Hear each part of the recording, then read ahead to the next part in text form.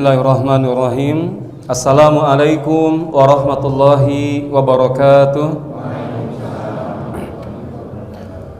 Bismillah walhamdulillah. Wassalatu wassalamu ala rasulillah wa ala alihi wa sahbihi wa mawalah. Asyhadu an la ilaha illallah wahdahu la syarikalah wa asyhadu anna Muhammadan abduhu wa rasuluhu alladzi la nabiyya ba'dah. Allahumma salli ala Muhammadin wa ala ali Muhammad kama sallaita ala Ibrahim wa ala ali Ibrahim innaka Hamidum Majid.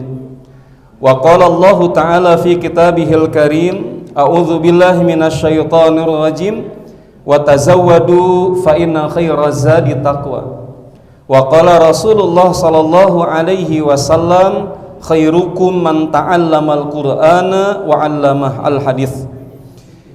Bapak Ibu, ayahanda bunda, segala puji kita panjatkan kehadirat Allah Subhanahu wa taala.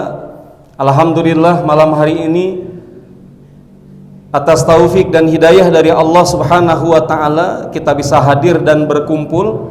Mudah-mudahan salat Isya yang telah kita laksanakan secara berjamaah diterima oleh Allah Subhanahu wa taala.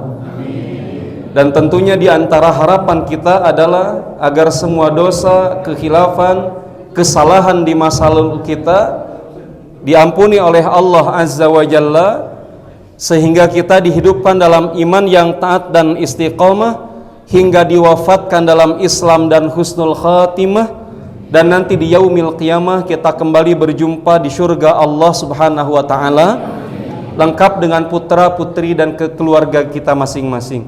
Amin ya Allah ya rabbal alamin.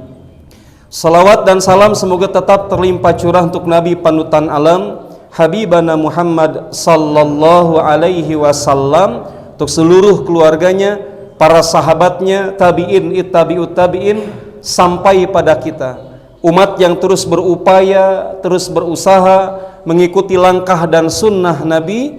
Mudah-mudahan di yaumil qiyamah kita termasuk di antara umat yang mendapatkan syafaatul uzma dari baginda Nabi yang mulia. Amin ya Allah ya rabbal alamin.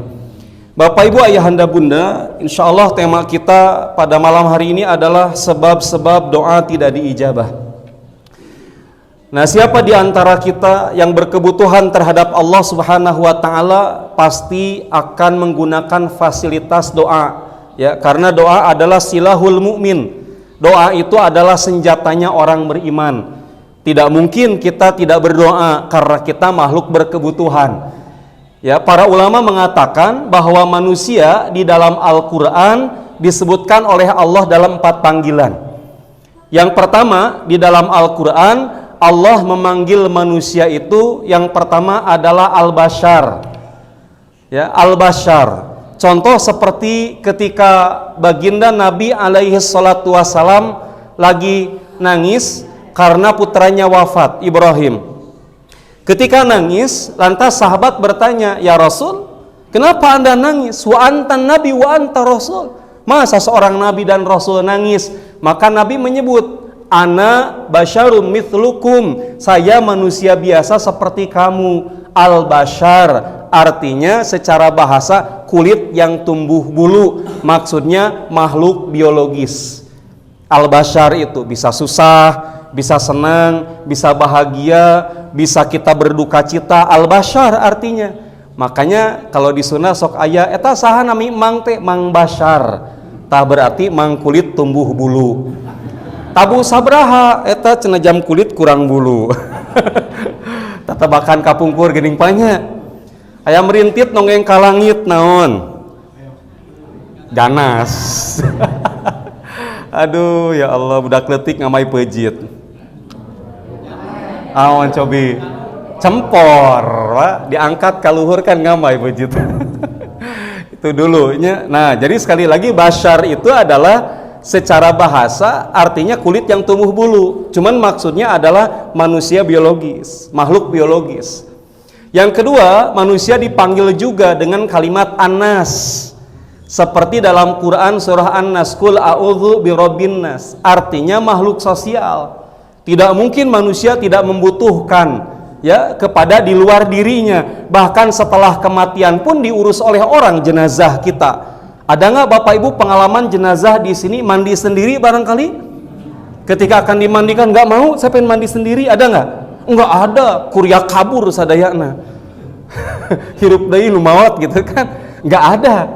Pasti dimandikan orang, dikafani orang, ya, dan kemudian dikuburkan oleh orang. Maka Anas makhluk sosial, butuh interaksi. Tidak mungkin manusia mengurung dirinya tidak butuh ke orang lain, nggak mungkin. Bertetangga, hidup bersendiri, nggak butuh dengan yang lain, itu repot dan berbahaya. Kita ini hidup di, kalau maafnya, Sukasari dan Pamutingan daerah saya, namanya ini daerah diskotik, di sisi kota saeutik. Artinya hidup kita bertetangga dengan tetangga, saling mengenal, itu harus ya sudah hal yang lumrah dan wajar. Ya, kanan kiri kita, tetangga kita, siapa namanya, kita hafal dan kenal. Beda dengan di komplek-komplek besar. Nanya tetangga rumah ini, padahal di depannya dia bilang saya nggak tahu. Padahal kanan kirinya. Nah, maka tidak mungkin manusia hidup bersendirian. Toh ketika mati pun diurus orang jenazahnya. Saya dapat cerita dari mertua, dia bilang gini, ketika ada iuran untuk cari makam, ya, tempat untuk makam. Nah, orang kan diminta patungan dan iuran. Nyatanya ada seorang bapak-bapak anu pelit katanya gitu. Sebetulnya mah anu pelit teh nyebut nate irit gitu. Anggarnya mah diet padahal. Ditambahan cap jahe merege kese. Iya. Dibilangin, "Pak, ini adalah uang buat patungan kita beli tanah, buat tanah itu nanti jadikan makam kita." Si bapak ngotot, "Nggak mau, saya mah patungan." Terus bapak kalau mati gimana? Oh, akhirnya kepikiran deh, oh yaudah kalau gitu ngeluarin uang 50.000 perak. Akhirnya pinter nih yang datang itu, "Pak, karena bapak patungan 50.000 perak itu cukup hanya sekedar ukuran 40 kali 40. Jenazah bapak kenangtung cenah kieu." Dikitukeun masieun. Akhirnya teh berapa tuh patungan anak? Ya kalau mau utuh 500.000 Pak per satu lubang. Akhirnya ngasih 500.000. Nah kalau ada yang patungan 50.000, emut Paknya hanya satu kakieun dah. Cina kita sabulah kita kubur nanti. Anas makhluk sosial. Nah yang ketiga, manusia oleh Allah di dalam Al-Quran disebut al-insan. Laqad khalaqnal insana fi ahsani taqwim. Bentuk yang sangat sempurna, lebih sempurna dari makhluk manapun yang Allah ciptakan. Bahkan dibandingkan dengan para malaikat, bahkan dengan setan sekalipun, dengan iblis dan jin sekalipun, manusia istimewa. Ya, manusia sangat istimewa, al-insan. Ya, sempurna, ada jasadnya, ada fisiknya, ada lahirnya, ada batinnya, ada akalnya. Beda dengan yang lain. Makanya kata para ulama, manusia itu kalau sudah soleh, tingkat kesolehannya mencapai pada derajat takwa akan melebihi para malaikat, Bapak Ibu. Jadi kalau kita soleh, kesolehan kita melebihi malaikat. Ada manusia lain malaikat. Justru ketika soleh, dia bisa melebihi malaikat. Malaikat tidak maksiat karena nggak diberikan nafsu. Malaikat tidak berbuat dosa karena memang malaikat itu diciptakannya untuk taat saja, tidak untuk maksiat. Jadi kalau kita taat maksimal lewat daripada malaikat.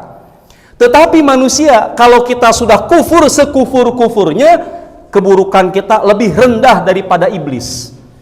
Iblis dikutuk, dilaknat oleh Allah. Tetap dia mengatakan apa? Qala rabbi fabima aghwaytani. Wahai Tuhanku Allah, dengan sebab engkau telah mengutuk aku wahai Allah, maka aku minta izin untuk dihidupkan sampai hari kiamat untuk menyesatkan manusia. Itu sudah dikutuk, bilang qala rabbi, wahai Tuhanku. Tapi manusia luar biasa sombongnya, dia mengatakan qala ana rabbukumul a'la, saya Tuhanmu paling tinggi. Ngaku Tuhan. Nabi siapa coba? Ya, dalam Nabi Musa penjahatnya adalah Fir'aun mengaku dirinya sebagai Tuhan. Ana rabbukumul a'la. Jadi kalau rendah lebih daripada iblis. Nah, namanya al-insan. Al-insan. Kemudian yang keempat, secara umum Bani Adam. Walaqad karamna Bani Adam, dan sungguh telah kami muliakan anak keturunan Nabi Adam. Nah, kita tuh disebut secara umum Bani Adam. Nah, oleh karenanya, karena 4 panggilan manusia, 4 pula manusia tercipta. 1. Bapak Ibu ayahanda bunda, ada manusia tercipta tanpa sebab laki-laki, tanpa sebab perempuan. Siapa namanya? Tanpa sebab laki-laki, tanpa sebab perempuan. Tidak dari jalan ayah dan ibu. Siapa coba? Yang bisa jawab pulang duluan bolehlah. Ngajinya belum beres. Nabi Adam alaihi salam. Ya kan Nabi Adam kan? Kan Nabi Adam tanpa ayah, tanpa ibu. Tanpa ayah, tanpa ibu, diciptakan langsung dari tanah, lalu kemudian diberikan ruh oleh Allah setelah 500 tahun didiamkan. Jadi jasad Nabi Adam sudah ada, didiamkan selama 500 tahun. Di sanalah iblis kemudian masuk ke dalam jasad Nabi Adam. Masuk ke dalam jasad Nabi Adam, dipermainkan jasad Nabi Adam, ruhnya belum ada, sampai iblis mengatakan, aku tahu jalan merusak keturunan Adam ini, aku tahu cara membuat anak Adam ingkar kepada Tuhannya, yaitu lewat 9 lubang. Coba hitung lubang dalam diri kita ada berapa lubang? Mata berapa ayahanda bunda? 2. Telinga berapa? 2. Kemudian lubang hidung ada berapa? 2. Mulut berapa? 1. Di bawah berapa lubang? 2. Total ada 9. Itu adalah pintu masuk iblis. Artinya ada manusia sesat gara-gara matanya. Ada manusia sesat gara-gara telinganya. Ada manusia sesat gara-gara omongannya. Dan ada manusia kufur kepada Allah gara-gara dubur dan kubulnya. Itu adalah pintu masuk setan. Setan di sana. Maka Allah tiupkan ruh kepada Nabi Adam. Jadilah Nabi Adam manusia pertama itu dalam keadaan tanpa ayah, tanpa ibu. Yang kedua, manusia lahir dengan sebab laki-laki, tidak ada sebab perempuan. Siapa? Ayo, masa? Sebabnya sebab laki-laki, tidak ada sebab perempuan. Allah ciptakan. Eta Siti Hawa. Siti Hawa. Iya, Siti Hawa. Siti Hawa itu diciptakan Allah dari tulang rusuk Nabi Adam sebelah kiri. Nabi Adam lagi tertidur, kemudian Allah ambil tulang rusuk Nabi Adam sebelah kiri, kun fayakun, jadi maka jadi jeleg-jeg, langsung jadi Siti Hawa.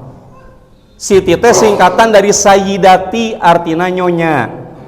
Oh eta. Siti teh Sayyidati, Siti nyonya. Maka langsung ketika Nabi Adam itu Siti Hawa tercipta dari tulang rusuk jeleg-jeg sebelah kiri, Nabi Adam bangun, tah sifat laki-laki mah dari mata turun ke hati. Mata pantes mun lalaki mah ningali ka istri teh eta heula tah fisikna heula. Dan Nabi Adam gitu pas ningali teh geulis geuningan, langsung jatuh cinta dari mata turun ke selanjutnya terserah Anda. Itu sifat laki-laki bagaimanapun juga begitu. Pantas kata Rasulullah, ciri istri solihah teh idza nadarta saratka, ketika dia suami melihat engkau menyenangkan hatinya. Da laki-laki mah kalaku mage fisikna gitu. Tapi kodrat ibu kadang-kadang awal nikah cantik, hari tahun kedua nikah masih cantik, sudah beranak 1 2 3 saayana we akhirna teh. Pada sifat laki-laki mata yang dimanjakan. Beda jeung ibu, mun ibu sanes fisik, fesak. Oh bener, iya. Kayak heula, ini usahanya apa, kerjanya apa.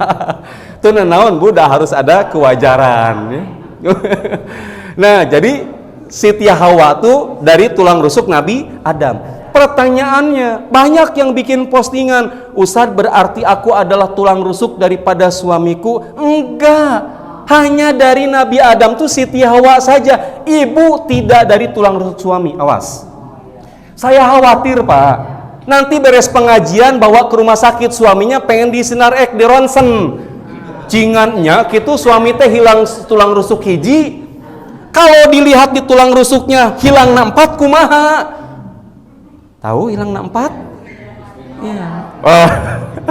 Jadi ibu ini hanya tersifati saja. Yang dari tulang rusuk cuman Siti Hawa. Ibu hanya tersifati sebagaimana tulang rusuk seperti Ibunda Hawa gitu.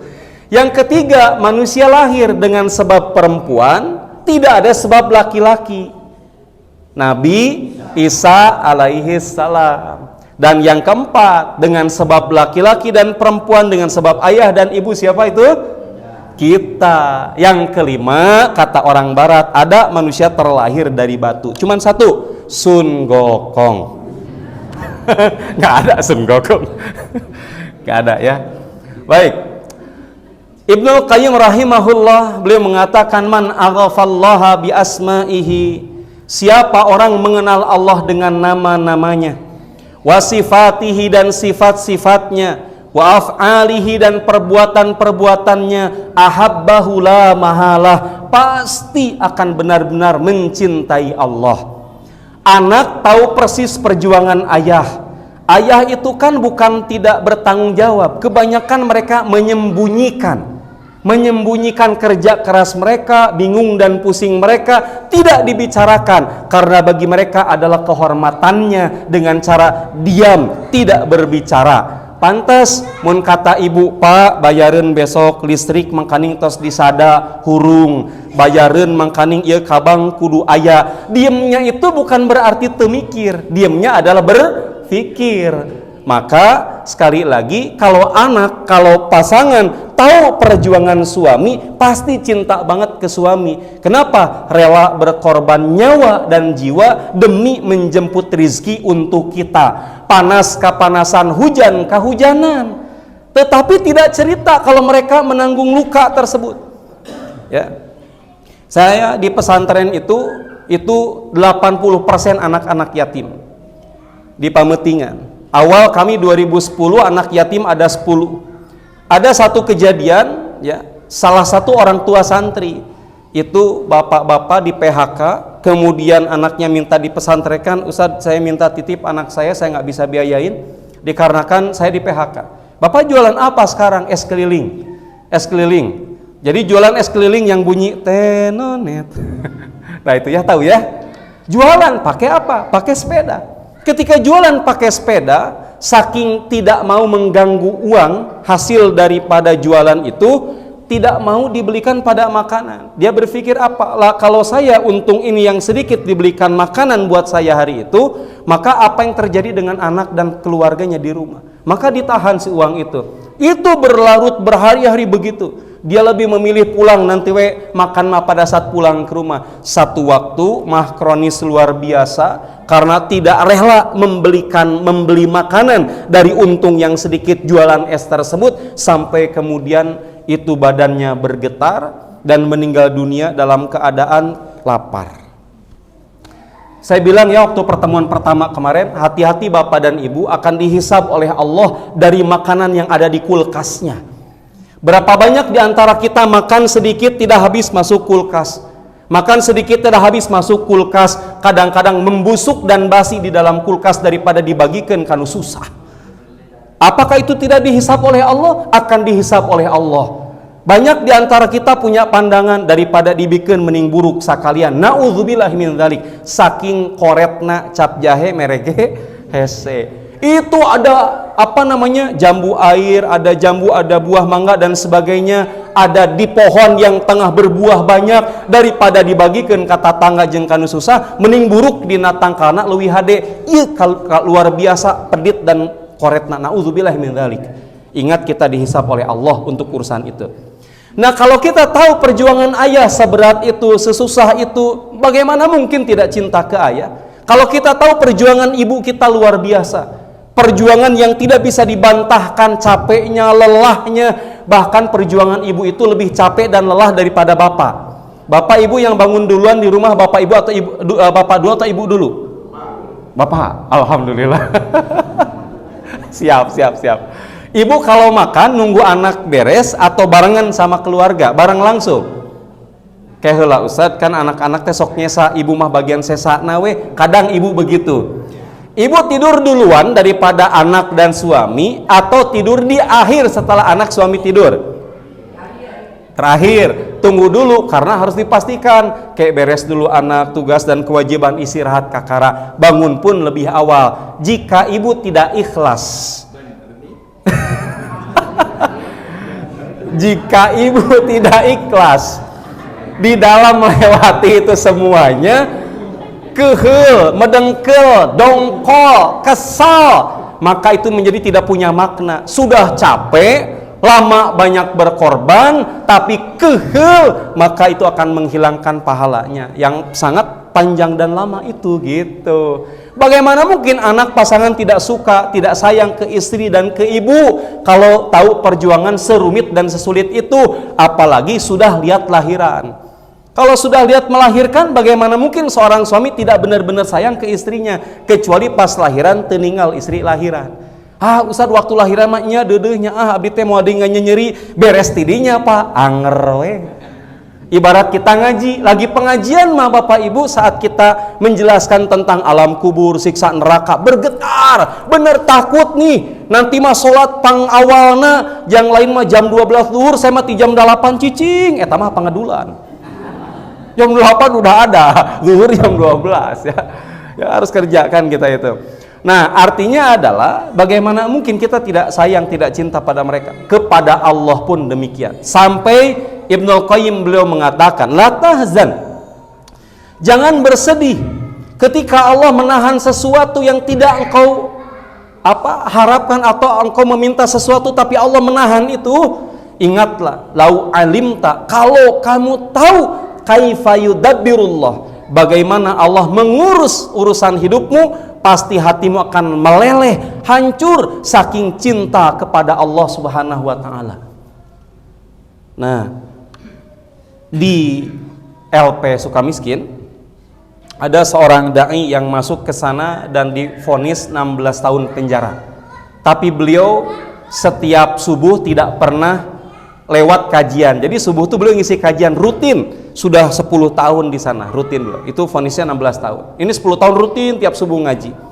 Satu waktu datang siapa? Datang orang, dia bilang, Ustadz, lah ngapain lah, udah masuk sini harus ngaji segala. Ngapain sudah masuk ke sini juga harus dituntut kita datang ke masjid juga, buat apa sih? Dia mengatakan, bagi saya Tuhan tidak ada. Terus Ustadz ini bilang, yang ada di LP itu, dia bilang, maksudnya apa? Ya soalnya kalau kita menginginkan sesuatu, itu harus kerja dulu katanya.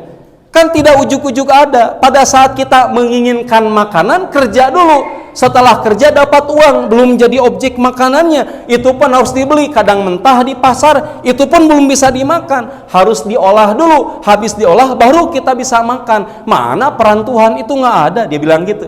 Lalu Ustadz ini beliau mengatakan, baik kalau begitu, ketika makanan itu masuk ke dalam mulut Anda, lalu ada di dalam lambung, yang mengurainya siapa? Jadi gizi, vitamin, protein dipisah jadi kotoran dan darah. Siapa yang mengubah itu? Di sana nggak bisa jawab. Lalu dia mengatakan, terus siapa? Itu Tuhan kamu dan Tuhan saya, Allah yang ngatur itu. Bapak Ibu, ayahanda bunda, jangankan perkara kecil dalam diri kita, semesta raya yang besar saja diatur oleh Allah Subhanahu wa taala. Kita galaksi dimasak, di galaksinya banyak banget. Kita kerdil dan kecil. Bayangin saja, saya dulu masih kecil sering naik ke Gunung Batu, apa ini namanya? Eta tega nyebutnya. Ya, ke Gunung Batu Anjing ke atas. Kalau main tuh sering ke atas. Jadi kalau kita lihat ke atas, ya orang-orang di bawah teh kan kecil kan? Apalagi kita naik di pesawat.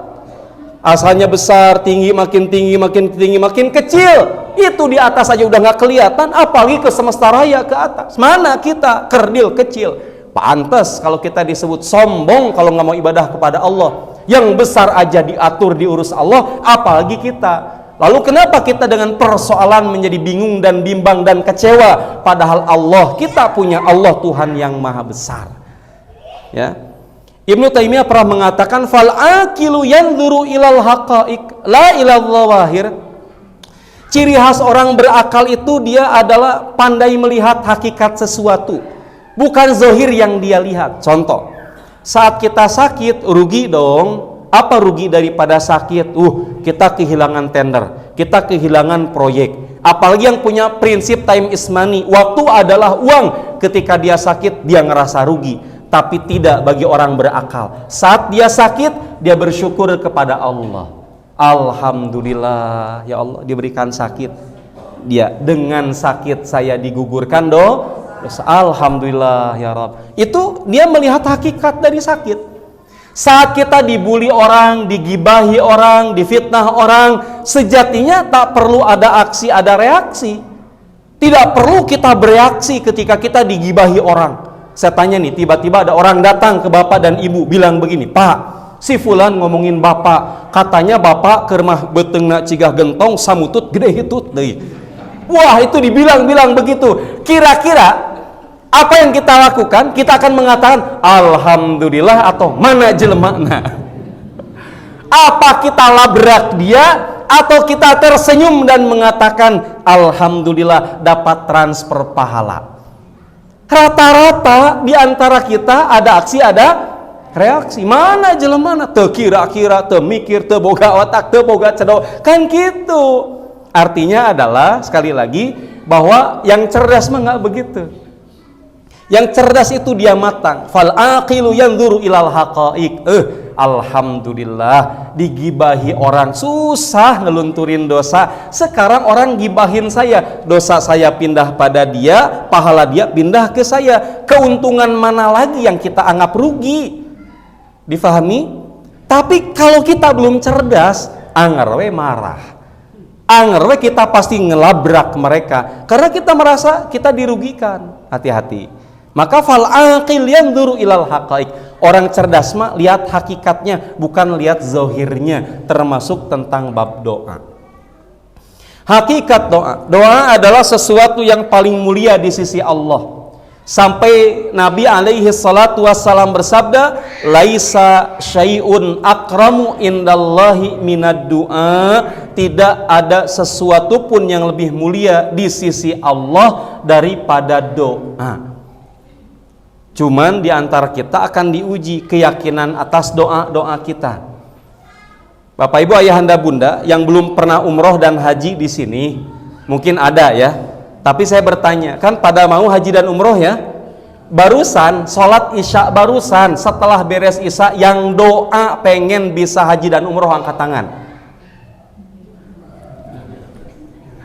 Yang doa barusan ba'da isya atau barusan ba'da maghrib, yang pengen diundang Allah ke tanah suci ba'da maghrib, ya Allah hamba pengen diundang olehmu untuk bisa melaksanakan umroh, ya Allah pengen haji, hajinya haji furoda ya Allah, atau haji plus ya Rabb, bintangnya bintang 7 ngarah teu pusing. Alhamdulillah, baik, Masya Allah, berkah. Nah, jadi Bapak Ibu ayahanda bunda, berkaitan dengan doa adalah adakah keistiqomahan kita meminta hal tersebut. Ini hanya sekedar menguji tentang istiqomah apa tidak. Sementara kemuliaan kita salah satunya dengan meminta. Kepada orang rewel, kepada orang minta, ya kitanya jenuh, orangnya juga jenuh. Berbeda dengan Allah. Hadis riwayat Imam At-Tirmidzi, ad-du'a'u wal ibadah. Doa itu intisari daripada ibadah. Dari salat dalam kitab fikih manapun, as-salatu hiya ad-du'a. Salat intinya adalah berdoa. Inti daripada salat adalah berdoa. Awal sampai akhir semuanya intinya adalah doa. As-salatu hiya ad-du'a. Salat itu artinya adalah berdoa. Berdoa itu intisari daripada ibadah. Afdolul ibadah ad-du'a.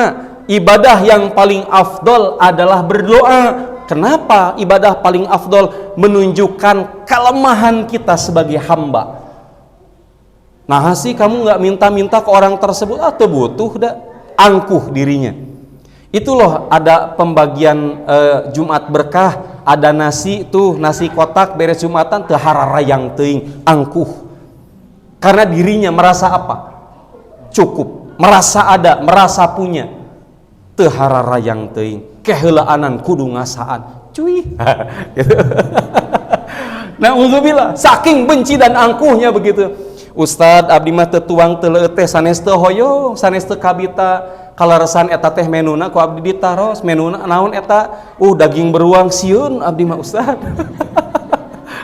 Eta menuna daging beruang sieun teu cocok sareng abdi. Abdi mah ala kadarna ge cekap. Angin ku eta we tahu, tempe, daging hayam we sakilo ge cukup. Jadi Kalau alasannya syar'i ya tidak apa-apa. Cuman keangkuhan kita adalah tadi teu hayang teu butuh moal datang kadinya. Itu tanda kita angkuh. Makanya afdolul ibadah doa, karena doa itu menunjukkan kelemahan kita. Doa itu menunjukkan kita lemah, satu. Doa itu menunjukkan kita butuh pada Allah. Makanya afdolul ibadah doa. Maka sebanyak apapun kita meminta kepada Allah, Allah bahagia, Allah senang. Afdolul ibadah, itu adalah ibadah paling afdol. Karena kita benar hamba, kita benar-benar menghamba kepada Allah. Nabi SAW bersabda, innahu malam yas'alillah yaghdab alaih. Siapa yang tidak meminta kepada Allah, Allah murka kepadanya. Jadi betul-betul murka dalam artian ya dianggapnya orang sombong gitu. Orang yang dianggapnya bahwa kenapa tidak minta kepada Allah, dia menganggap bahwa saya tidak punya kekurangan apapun. Ini naudzubillah min dzalik ya. Salah satu yang saya baca dalam salah satu tafsir, kenapa kemudian Fir'aun mengaku dirinya Tuhan. Salah satunya adalah karena Fir'aun itu tidak pernah nguap dan tidak pernah bersin. Jadi dia ngaku Tuhan, tidak pernah menguap dan tidak pernah bersin, maka ngaku dirinya Tuhan. Makanya direndahkan oleh Allah. Siapa yang meninggi dia akan direndahkan, siapa yang merendah dia akan ditinggikan. Itu kaidah. Kita merendah menghamba kepada Allah akan ditinggikan oleh Allah. Orang menghina, mencaci maki, menutupi, mencibir, kalau bagi Allah dia harus wangi, wangi saja. Orang menutupi, dia tidak boleh naik ke atas, dia tidak boleh dikenal oleh orang, di berbagai macam cara, digibah, difitnah dan sebagainya. Tapi kalau Allah berkehendak dia harus wangi, wangi saja, wangi saja. Kan ada istilah kalau yang bau busuk juga kan gimana? Bangke mah sanajan ditutup-tutup oge bau itu. Gimana? Bukan begitu istilahnya ya? Jadi lupa lagi ya. Kalau sudah lupa apa suka nggak ingat, masya Allah. Kalau sudah lupa suka nggak ingat. Sama ya? Iya. Syekh Ibnu Athaillah dalam kitabnya beliau mengatakan, la yakun talabaka sababan ilal ata'i minhu. Janganlah engkau maknai permintaanmu sebagai sebab atas pemberian dari Allah yang itu menunjukkan kekurang pengertianmu terhadap Allah. Aya hasil geuning tina doa teh. Seolah-olah doa adalah sebab itu diijabah oleh Allah. Itu yang dimaknai oleh Syekh Ibnu Athaillah. Maksudnya bagi orang beriman, tahapan memaknai doa itu bukan dikarenakan geuning hasil ngadoa atau mu teu ngadoa mah teu. Bukan begitu yang dimaksud. Ini tingkatan lebih dalamnya lagi ya. Kenapa demikian? Wal yakun talabaka li izharil ubudiyah. Tapi harus sadar bahwa minta mah adalah ibadah.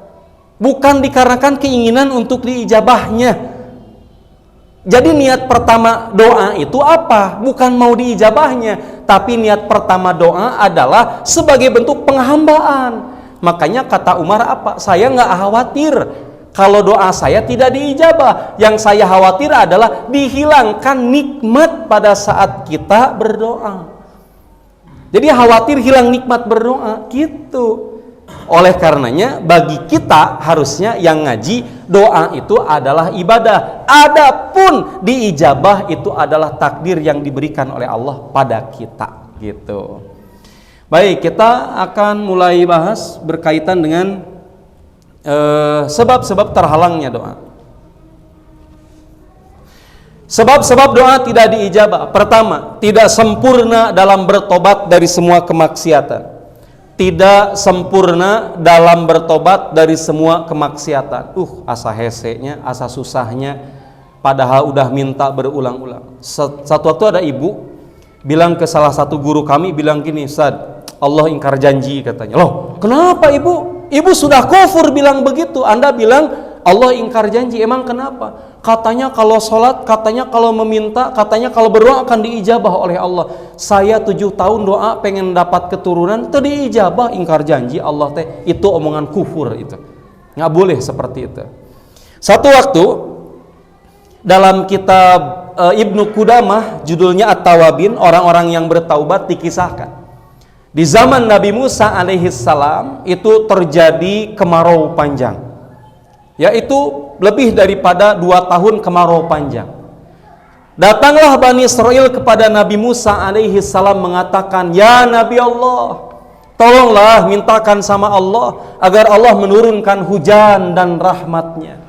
Sudah bertahun-tahun Allah tidak menurunkan hujan, ladang menjadi kering, binatang peliharaan dan piaraan semua banyak yang mati kehausan, bahkan kita pun tidak dapat mengumpulkan air sebagaimana biasa. Mintakan sama Allah." Nabi Musa akhirnya naik ke satu bukit dan berdoa, "Duhai Allah, Engkau maha tahu keinginan dan kebutuhan kami. Engkaulah yang maha memberikan rizki. Rahmatmu kami butuhkan, duhai Allah. Turunkan hujan untuk kami." Apa kata Allah? "Musa, besok kumpullah. Besok kumpullah wahai Musa. Seluruh Bani Israel, dari yang paling kecil hingga yang paling tua, dari yang paling usia lanjut sampai yang paling belia di lembah ini. Engkau naik dan berdoa, aku turunkan hujan." Nabi Musa lalu kemudian datang kepada kaumnya, "Wahai kaumku, Allah telah menyampaikan akan menurunkan hujan. Ketika syarat telah dipenuhi, seluruh Bani Israel besok berkumpul di lembah yang ditentukan Allah." Kumpul itu semua, di lembah itu kumpul. Nabi Musa naik dan mengatakan, "Rabb, kami minta rahmatmu, kami minta hujanmu wahai Allah, kami minta rizkimu wahai Allah." Nggak turun hujan. Kata Nabi Musa, "Rabb, turunkan, ini syarat sudah terpenuhi. Innaka la tuhliful mi'ad. Engkau tidak mengingkari janji." Apa kata Allah? "Hai Musa, nabiku, hai Musa, kekasihku, tahu tidak kenapa aku tidak turunkan hujan bertahun-tahun untukmu dan Bani Israel? Kenapa wahai Allah? Karena di antara umatmu ada yang berbuat dosa fahsya 40 tahun belum bertaubat. Aku hukum dengan itu." Bapak Ibu ayahanda bunda, apa itu dosa fahsya? Dosa fahsya adalah pelakunya satu orang, tapi yang lain yang tidak ikutan dia akan kerasa bagian daripada dosanya itu. Itu dosa fahsya. Apa salah satu contoh dosa fahsya? Zina. Ibaratnya gini, kalau saya misalkan ngumpulin kayu bakar di tengah, Bapak Ibu ngelilingi kayu bakar itu.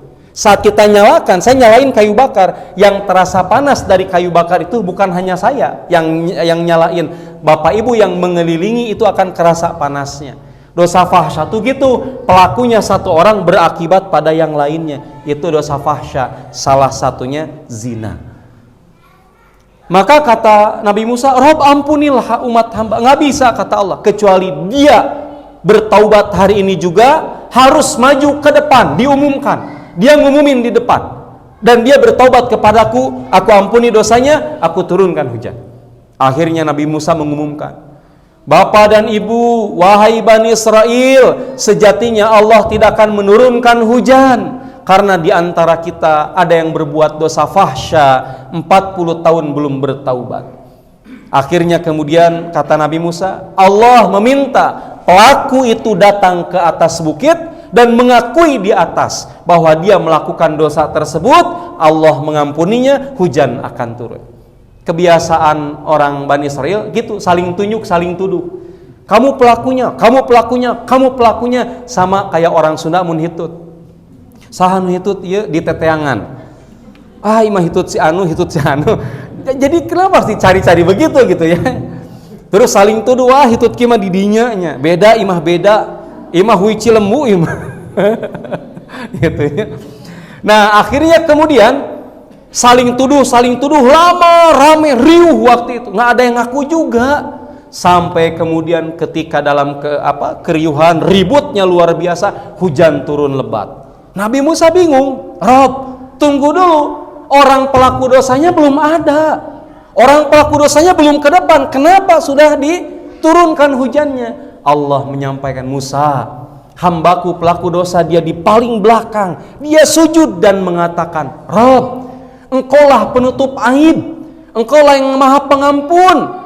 Rabbi, ampuni hamba, tutupi aib hamba. Bagaimana mungkin hamba akui dosa di depan sehingga orang akan mencela dan mencibir hamba? Bukankah engkau maha pengampun? Ampuni hamba. Bukankah engkau maha penutup aib? Ya Rob, tutupi aib hamba. Kata Allah, hambaku tahu punya Tuhan maha pengampun, hambaku tahu punya Tuhan maha penutup aib.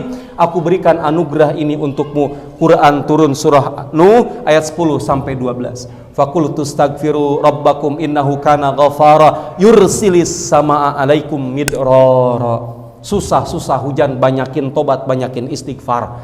Hujan makna lainnya rahmat Allah, karunia Allah, rezeki Allah. Susah, seret, tidak bagus seret rezekinya, banyakin tobat dan istighfar. Tong lama-lama atunya cekap maksudnya.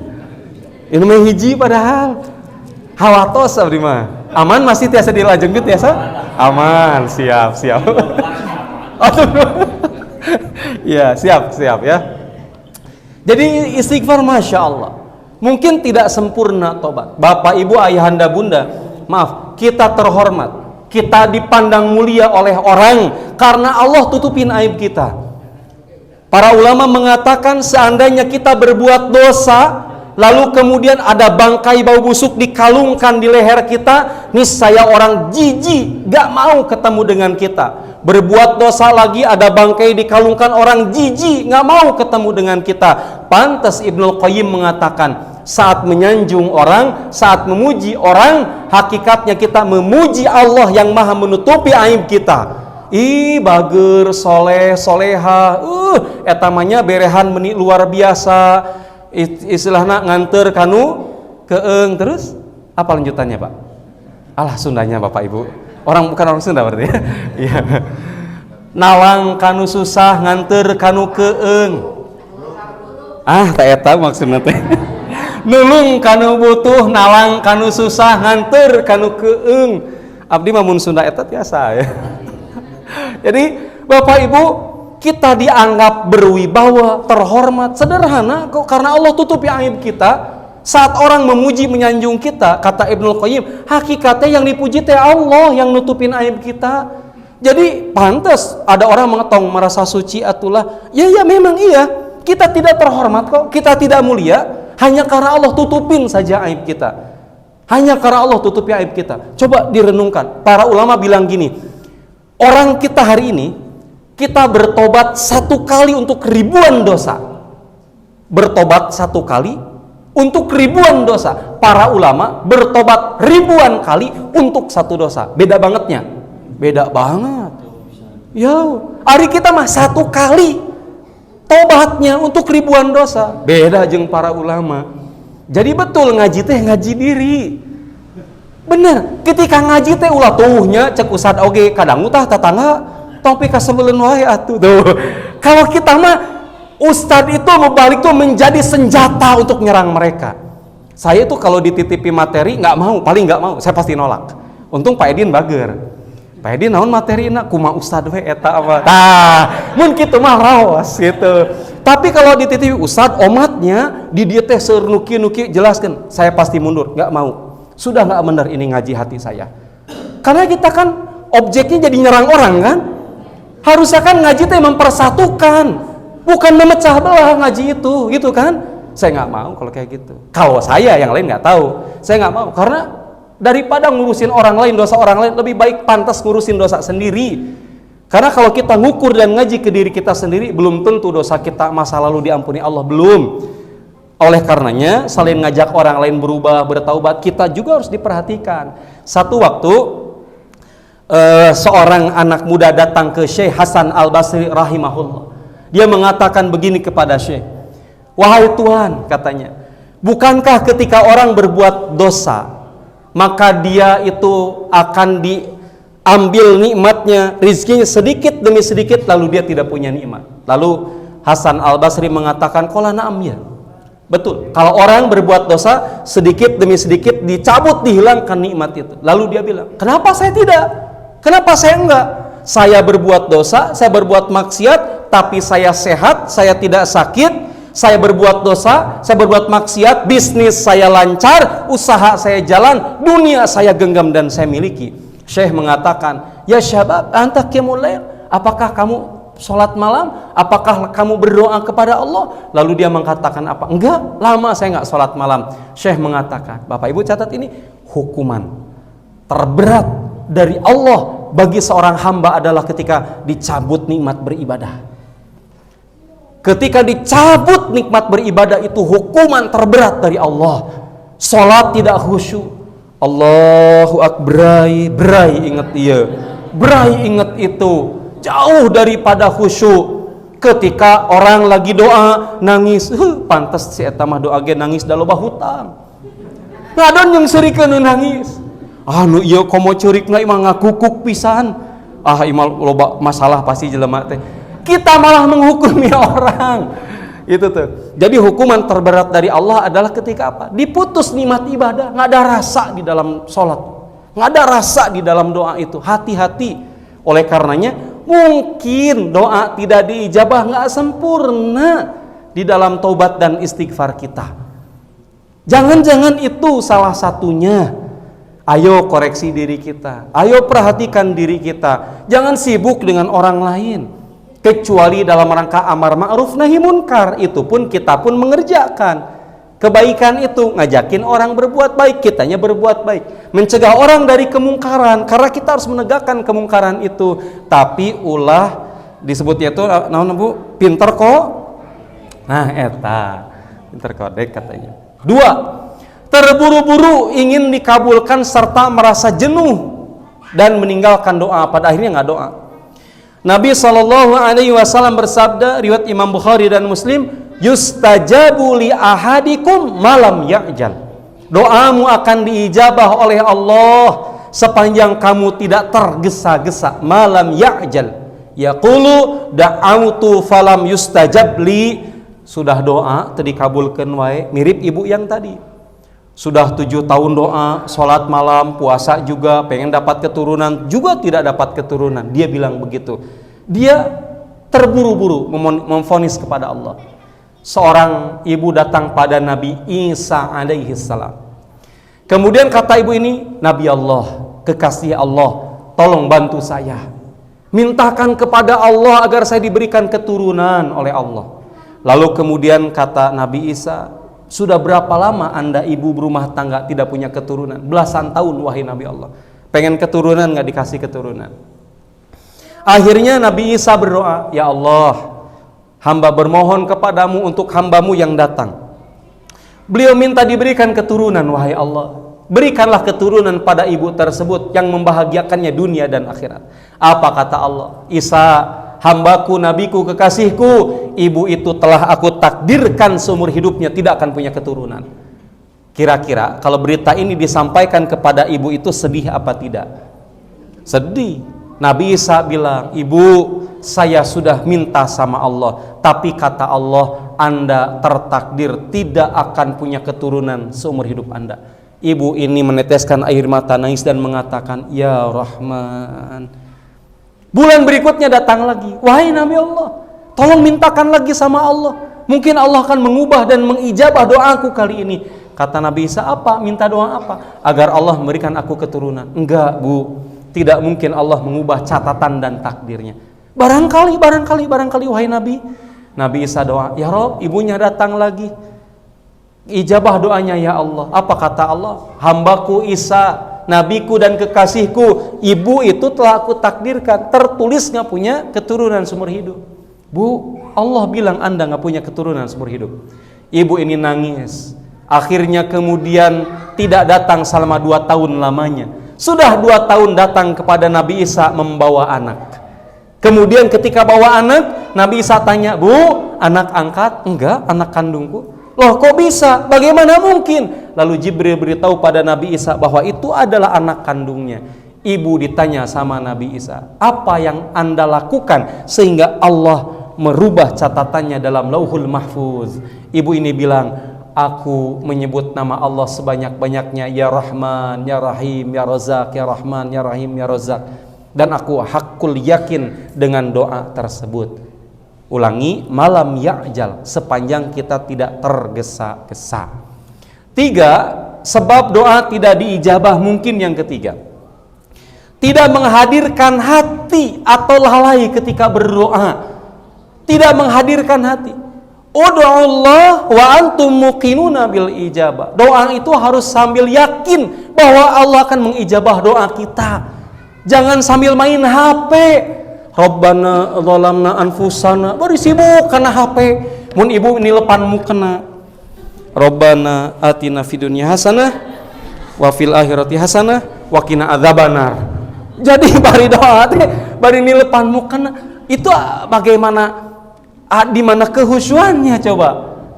Jadi ada doa yang harus sambil kita khusyuk duduk dan tenang, ada doa yang bisa itu dikerjakan dalam sambil pekerjaan yang lainnya.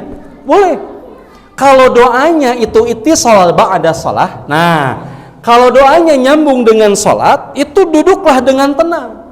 Tapi kalau doanya nyambil dengan pekerjaan kita, sambil di mobil, astagfirullah, astagfirullah, sambil nyapu, astagfirullah, astagfirullah, silakan, itu nyambil. Tapi kalau ittisal dengan salat, duduk saja.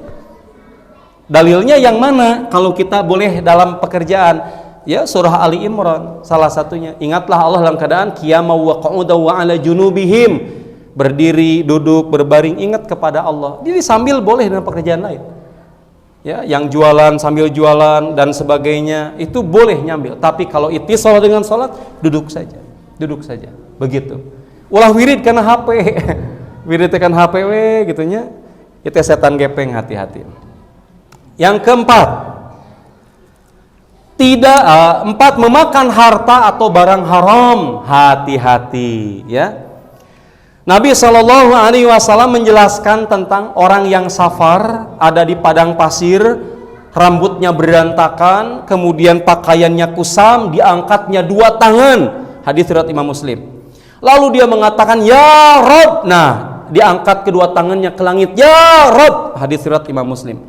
Lalu dia mengatakan, "Ya Allah, minta." Tetapi apa? "Wa mat'amuhu haram, wa mashrabuhu haram, wa malbasuhu haram." Yang dia makan makanan haram, yang dia minum minuman haram, yang dia pakai pakaian haram. Bagaimana mungkin ada yang haram di dalam diri kita diijabah oleh Allah? Nah, salah satunya yang haram itu kan ada haram li dzatihi, haram li kasabihi. Haram li dzatihi, zatnya haram, babi, marus, bangkai dan sebagainya. Wa ma uhilla li ghairillah, dan sesuatu yang disembelih tidak atas nama Allah. Itu li dzatihi, zatnya haram. Ada juga haram li kasabihi, itu pagawean orang-orang kita. Datang ke pasar Banjaran, datang pasar Dayeuh Kolot, usum naon ena buah mangga. Datang kita, "Mang ieu sabarahan buah?" 30.000 sakilo. "Ih, meuni awis. Kamari oge tatangi abdi, meser ka dieu ngan 15.000. Tatangi nu mana tatangi abdi teh?" Saha nu kadinya teh kita mengatakan kalimat kamari oge abdi, keluarga abdi, tatangi abdi kadi ngan sakitu. Kalau transaksinya deal dimakan, haram likasabihi, hasil nipu. Hasil nipu kan nipu, diawali ku nipu. Saya bilang ke jamaah, "Bapak Ibu, nanti ya kalau kita berangkat umroh belanja di Madinah aja, tidak di Mekah." Alasannya 2 minimal. Saya bilang, pertama, kalau di Madinah kita belanja itu lebih berkah, 2 kali lebih berkah daripada di Mekah. Didoakan Rasul, "Allahumma barik lana li sa'iha wa muddiha." Ya Allah, berkahilah untuk kami penghuni Madinah so' dan mudnya, lebih berkah, saya bilang. Yang keduanya adalah lebih variatif, harga lebih ringan ketimbang di Mekah. Dan biar di Mekah nanti ibadah saja, saya bilang gitu. Ustaz mun kitu mah atuh anter balanja, mangga Ibu, teu dianter oge balanya mah khotam palinter, saya bilang. Nah, kumaha gitu, palinter bahasa Indonesia. Ah, jeung Ustaz ngarah afdol, mangga atuh. Akhirnya kemudian saya dampingi, itu kan orang Arab nate pintar bahasa Indonesia. Haji haja, murah gitu kan. Tah Ustaz. Ibu mau beli apa? Meser naon? Eta Ustaz meser gamis Syahrini, jauh-jauh ke Madinah. Meser gamis Syahrini. Haji, murah. Datang ke sana. Berapa ini? Nggak jawab si orang Arab nate. 100 rial, murah haji, murah. Apa kata orang kita? Dia bilang apa? Meni mahal. Kamari oge. Nah, kamari oge tetangga abdi nu ka dieu 50 real. Saya colek. Saha nu ka dieu 50 real, saya bilang. Ke heula Ustaz kan ngarah murah, haram, saya bilang. Keur mah nipu eta teh tambah di tanah haram, dosana berlipat-lipat. Astagfirullah. Gitu Bu, hati-hati. Jadi termasuk adalah sekali lagi haram likasabihi, ulah nipu mun balanya teh. Jangan menipu ketika belanja. Yang keduanya, haram maksa beli atau jual dedet atau beli dedet. Jual dedet kia, ada orangnya mau Agustusan geningan, bikin makanan, dipaksakan setiap kakak teh harus beli gitu tak. Kalau tidak ridho, tidak halal transaksi itu teh. Teu halal, haram eta teh. Jadi ulah ada istilah jual dedet nggak boleh. Atau juga beli yang memaksa. Beli teh meni maksa teh gitunya. Ayo Bapak Ibu mampir nanti ya ke Geraha Manggala Siliwangi, kebetulan kami sedang ada bazar di sana, harga-harga khusus spesial disiapkan buat Bapak dan Ibu. Datang ke ditu, berapa ini harga? 1 juta Bu, dari 5 juta gamis baru teh Bu. Kata ibu, awis keneh geuningan atos dipotong kanggo ibu mah tatangi abdi tina 5 juta jadi 1 juta. Ulah diturunkan dia atunya 500.000. Jadi akhirnya transaksi teh sampai kangenes anu ngajual teh merasa ditipu karena terus saya terjadi seberapa kali geningnya kalau terjadi transaksi itu haram likasabihi.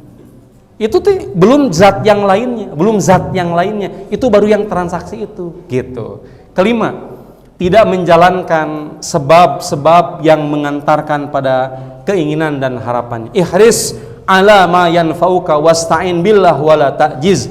Bersemangatlah pada yang bermanfaat untukmu. Mohon pertolongan pada Allah dan jangan engkau putus asa. Bapak Ibu, ayahanda bunda, ini diantara sebab-sebab tidak terkabulnya doa meskipun secara hakikat 3 slide lagi ya beres. Ya. Meskipun secara hakikat kata Rasulullah, hakikat pengabulan doa ada 3. Nabi SAW bersabda, "Ma min muslimin yad'u bi da'wati laisa fiha itham." Tidaklah seorang muslim berdoa yang mengandung dosa dan memutus silaturahim. Jadi ulah ngadoa anu doa nate mengandung dosa, nggak boleh. Ya Allah eta jalma sing buncanut pokona mata. Pika sebelum da jalmi nate nggak boleh mengandung dosa. Pokona mah Gusti eta tah rumah nate sing anu sing kapalingan dan sebagainya. Jangan berdoa mengandung dosa. Awas. 2, jangan doa yang memutus persaudaraan. Gusti boga dulur teh teka beneran peditnan meni kacida luar biasa daripada balanya kadulur mending kabatur. Awas tuh kalimat itu ya. Itu doa memutus persaudaraan tidak boleh. Kecuali Allah menjadikan 3 hal dari doa itu. Pertama, Allah kabulkan doanya. Minta A diberi A, minta B diberi B, minta C diberi C. Itu doanya ijabah sesuai keinginan dan doa. Kita bilang, alhamdulillah doa teh geuning diijabah. Bahasa umumnya begitu, sesuai dengan permintaan, persis kieu pisan pengen teh hoyong teh. Atau 2, disimpan di hari kiamat nanti, di hari akhirat nanti nggak ada ijabah. Ustaz kumahnya abdi teh susah ngarubah nasib. Ada orang datang ke saya, Ustaz Ali tolongan saya, bantu saya, geuning susah wae hidup teh Pak, coba tuh begini. Udah dicoba Ustaz, insya Allah saya sudah istiqomah qiyamul lail, sudah istiqomah ini dan itu yang Ustaz sarankan, tapi geuning susah ngarobah nasib teh. Kemungkinan yang kedua, Allah simpan itu nanti di yaumil qiyamah. Jadi harus berhusnudzon, doa itu Allah simpan, diganti nanti di yaumil qiyamah. Atau yang ketiga, diganti dengan yang lebih baik. Minta A dikasih B, minta B dikasih C, Allah ganti yang lebih baik. Allah ganti yang lebih baik. Oleh karenanya, apapun hasil setelah ikhtiar terhadap husnudzon, ya, tetaplah apapun hasil, tetaplah berhusnudzon pada Allah. Ana inda dhanni abdi bi wa ana ma'ahu idza dakaroni. Aku berdasarkan prasangka hambaku kepadaku. Jadi jangan gini nih ke orang itu motivasinya. Kunaon susah wae, ayo tuh salat, engke geura mun tos salat mah teu susah. Awas, jangan bilang begitu. Kenapa coba? Entar kalau dia tidak berubah, geuning susah wae, geuning udah salat susah, dia akan menyalahkan salatnya. Salat itu bukan untuk membuat orang fakir jadi kaya, bukan. Entar orang bilang, eta Ustaz, cina kita salat beunghar, bisi gitu. Ada istilah begitunya, eta kita sholat beunghar cenah gitu. Bukan begitu. Sholat itu buat apa? Ketenangan hati. Biar kita tuh jiwa tuh lurus. Allah tuh memberikan ilham teh dapat. Harus melakukan apa? Bersabarnya kuat. Karena dengan adanya sholat tersebut, sholat bukan untuk kaya. Geuning sholat itu beunghar-beunghar. Lamun sholat di beunghareun marbot masjid pangheulana beunghar. Harusnya kan mungkin secara teori begitu. Bukan untuk itu. Jangan tukarkan ibadah kita dengan duniawi, terlalu remeh dan ringan. Terlalu remeh dan ringan ditukar dengan duniawi. Pengabdian kita, ketaatan kita untuk di hari yang abadi nanti. Dunia sudah ada bagiannya. Dunia sudah ada takarannya. Setelah berupaya, berusaha, berikhtiar maksimal, ada takarannya. Oleh karenanya berhusnuzon apapun hasilnya. Bapak Ibu, ayahanda bunda, saya pikir cukup. Mudah-mudahan apa yang telah kita bahas, apa yang telah kita kaji dalam kesempatan malam hari ini semakin menambah satu, jalan hidayah buat kita. Dua, menambah cara agar kita lebih bisa khusyuk dalam berdoa. Yang ketiga, berhusnuzon atas apapun hasil setelah kita berikhtiar. Karena bagi mukmin tidak ada takdir buruk. Bagi mukmin semua takdir adalah baik. Kita berdoa, mudah-mudahan Allah memuliakan, mengampuni dosa dan kesalahan kita dan menjadikan kita di antara hamba-hamba yang bersabar dan bersyukur. A'udzubillahi minasyaitonirrajim. Bismillahirrahmanirrahim. Allahumma salli ala Muhammadin wa ala ali Muhammad kama sallaita ala Ibrahim wa ala ali Ibrahim innaka Hamidum Majid. Allahumma inna nas'aluka ilman nafi'an wa rizqan wasi'an wa shifaan min kulli da'in wa saqamin bi rahmatika ya arhamar rahimin. Allahumma inna nas'aluka husnal khatimah. Allahumma rzuqna taubatan nasuha qablal maut wa ya muqallibal qulub tsabbit qulubana ala dinik. Rabbana atina fid dunya hasanah wa fil akhirati hasanatan wa qina adzabannar. Subhana rabbika rabbil izzati amma yasifun wa salamun alal mursalin walhamdulillahi rabbil alamin. Aqulu qauli hadza wa astaghfirullah li wa lakum. Wassalamualaikum warahmatullahi wabarakatuh.